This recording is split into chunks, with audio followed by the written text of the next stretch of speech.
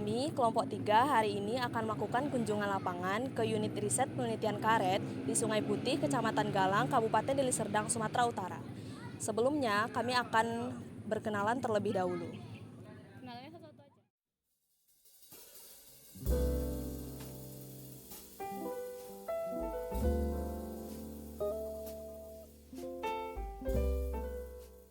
Nama saya Dasatya Wira dengan NIM 2403041114. Nama saya Rafi Kairianugra dengan NIM 2403041120. Nama saya Sepen dari Simatubar dengan NIM 24030437. Nama saya Dinda Maida Manik dengan NIM 24730418. Hai, nama saya Alia Rahma Haryanto dengan NIM 2403040032. Hai, saya Anissa Mutiara Kasih dengan NIM 2403041109.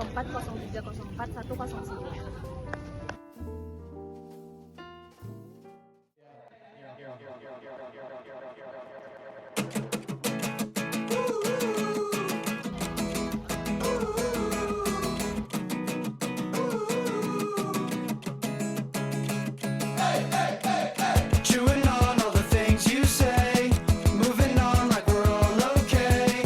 Another wall that never goes away. Sleep it off till 2:30. TV off, had enough bad news. Run out of words that I could say to you. So throw me a line, throw me a line. It ain't always easy living your life. Give me a sign, give me a sign. 'Cause let's face it, you ain't always been sunshine.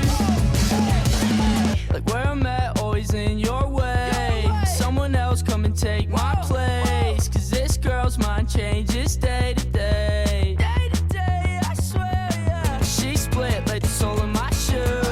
This girl full of good, bad news. And my mind's going broke at the cost of you.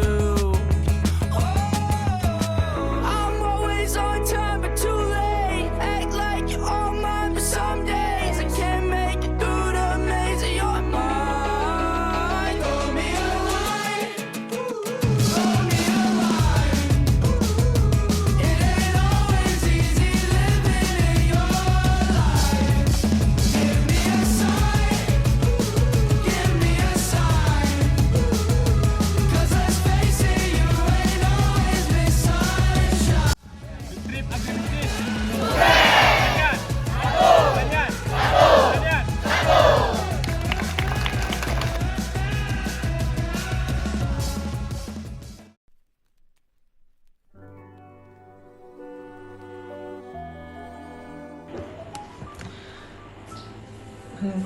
Jadi pertama-tama video ini akan membahas tentang bahan tanam. Bahan tanam karet adalah bahan pembibitan yang digunakan untuk memperbanyak tanaman karet. Nah, bahan tanam karet unggulan adalah bahan tanam yang klonal, yaitu bibit hasil okulasi antara batang bawah dan batang atas. Kita di video ini pergi ke Serengas Permata, di mana kita secara langsung melihat proses okulasi dan juga pohon-pohon yang belum menghasilkan dan sudah menghasilkan. Di situ juga cukup asik, kita dapat melihat bagaimana mereka melakukan penyadapan. Nah, video ini bertujuan untuk mengetahui apakah yang sudah kita melihat itu sesuai dengan apa yang sudah kita pelajari secara teori. Yuk, lanjut ke videonya. Baiklah, selanjutnya kita masuk kepada bahan tanam. Bahan tanam karet pada dasarnya terbagi menjadi dua komponen utama, yaitu yang pertama batang bawah atau yang kita sebut juga dengan broadstock, yang menjadi penentu sistem perakaran dan penentu adaptasi tanaman terhadap lingkungan. Biasanya, batang bawah karet harus tahan terhadap cekaman lingkungan seperti drainase yang buruk atau kekeringan. Dan juga umumnya digunakan seedling atau biji untuk batang bawah.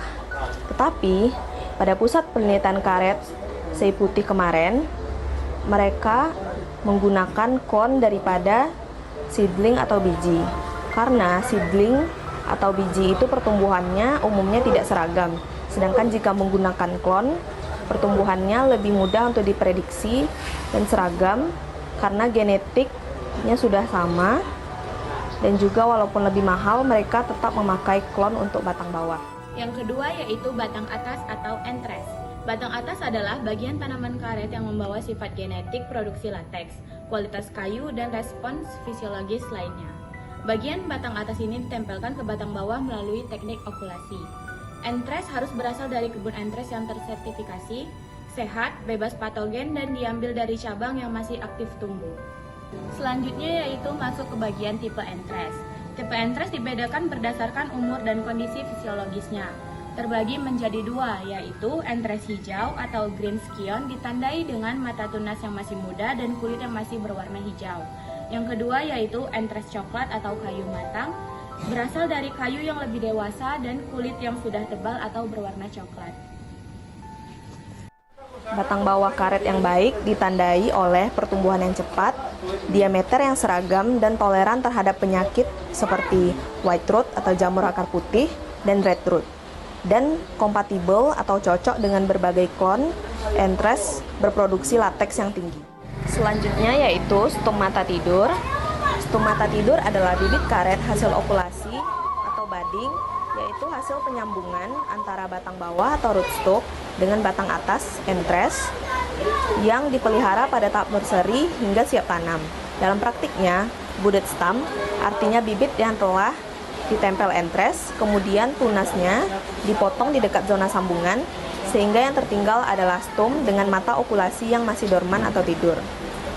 Dan bahwa stum mata tidur bisa berasal dari okulasi hijau atau green budding, maupun okulasi coklat atau brown budding, tergantung umur batang bawah dan batang atas.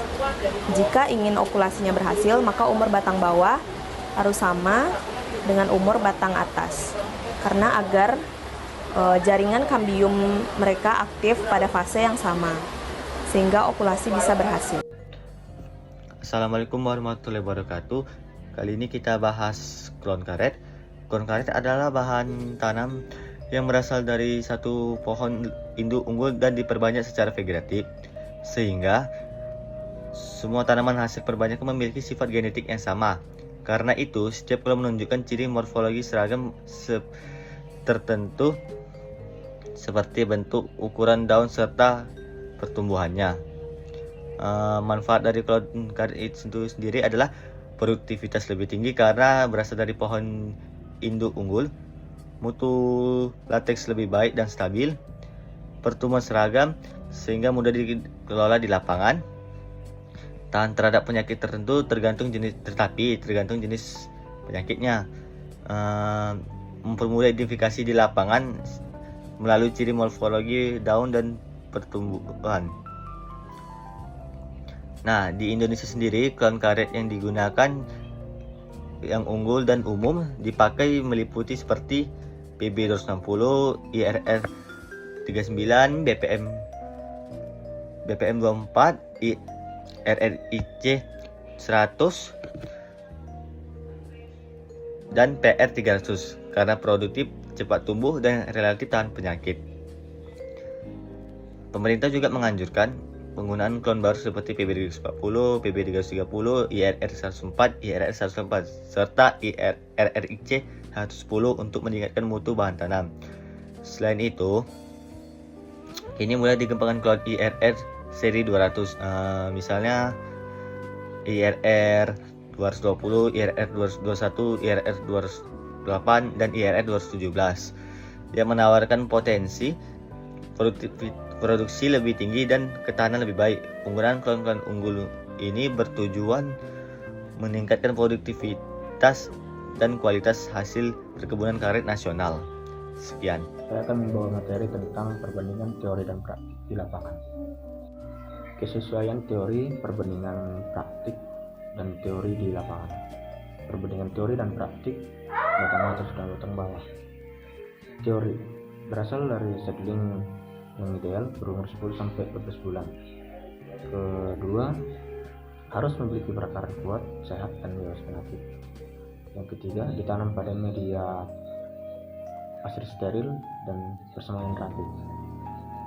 Keempat, pertumbuhan seragam dan siap untuk okulasi. Praktek di lapangan. Umur batang bawah kadang tidak seragam, 8-14 bulan. Media tanam sering menggunakan pasir dan tanah karena ketersediaannya. Ketiga, serangan hama masih terjadi dikarenakan sanitasinya kurang. Keempat, perkecambahan biji tidak selalu mencapai target selama 21 hari. Yang kelima, tinggi batang bawah dan untuk okulasi sering tidak sama karena faktor pemeliharaannya. Nah, yang kedua itu kesesuaian teori dengan praktik di lapangan, perbandingan teori praktik batang atas. Nah, diambil dari kebun yang tersertifikasi.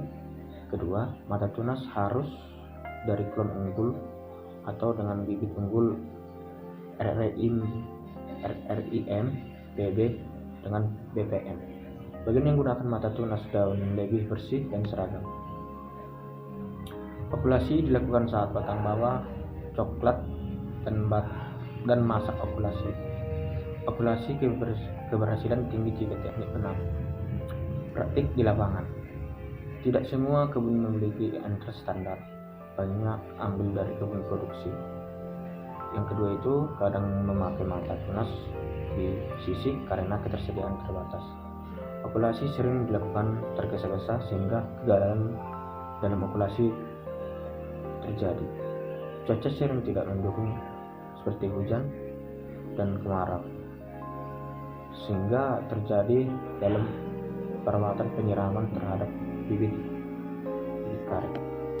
Ketiga, plastik pembungkus seharusnya dilakukan dalam plastik putih, tetapi di lapangan mereka memakai plastik hitam untuk membungkus okulasinya, sehingga terdapat dalam pembungkusan tersebut bahwa okulasinya tidak jelas karena dia memakai plastik hitam. Nah, yang ketiga itu teori perbandingan praktik di lapangan tentang okulasi. Nah, yang satu itu adalah teori okulasi dilakukan satu kali, okulasi coklat maupun okulasi hijau. Tanda keberhasilan mata tunas hijau segar setelah 21 hari. Ketiga, pemangkasan batang bawah dilakukan setelah mata tunas aktif. Keempat, payung 2 dicapai umur 4 sampai setelah pangkas. 4 bulan setelah pangkas. Nah, yang terakhir itu praktik di lapangan. Banyak kebun memakai okulasi hijau lebih cepat tapi lebih riskan. Pemeriksaan okulasinya kadang terlambat sehingga tunas rusak. Pemangkasan batang bawah sering tidak tepat waktu. Dan yang terakhir, pertumbuhan payung 2 bisa molor hingga 5-6 bulan dikarenakan pengaruh cuaca dan nutrisinya kurang tepat. Sekian dari saya. Baik, adapun kesimpulan yang dapat kami sampaikan. Yang pertama, hasil observasi di kebun Sungai Putih terdapat perbedaan antara teori dan praktik dalam pemilihan bahan tanam karet. Secara teori, batang bawah dan batang atas harus berasal dari sumber yang tersertifikasi, seragam, dan memenuhi standar fisiologis tertentu. Namun, kondisi di lapangan memperlihatkan adanya keterbatasan seperti umur batang bawah yang bervariasi, penggunaan entres dari kebun produksi, serta proses okulasi yang tidak selalu mengikuti prosedur ideal. Yang kedua, melalui dokumentasi lapangan, kelompok memperoleh gambaran nyata tentang tahapan pembibitan karet mulai dari penyiapan seedling, pemilihan entres, hingga proses okulasi. Hal ini menjadi bahan evaluasi penting untuk memahami faktor yang mempengaruhi keberhasilan bibit. Yang ketiga, teori menjadi dasar namun penerapannya di lapangan tetap menyesuaikan kondisi nyata sehingga pemilihan batang atas dan batang bawah tidak selalu bisa ideal seperti konsep teoritis. Sekian, terima kasih.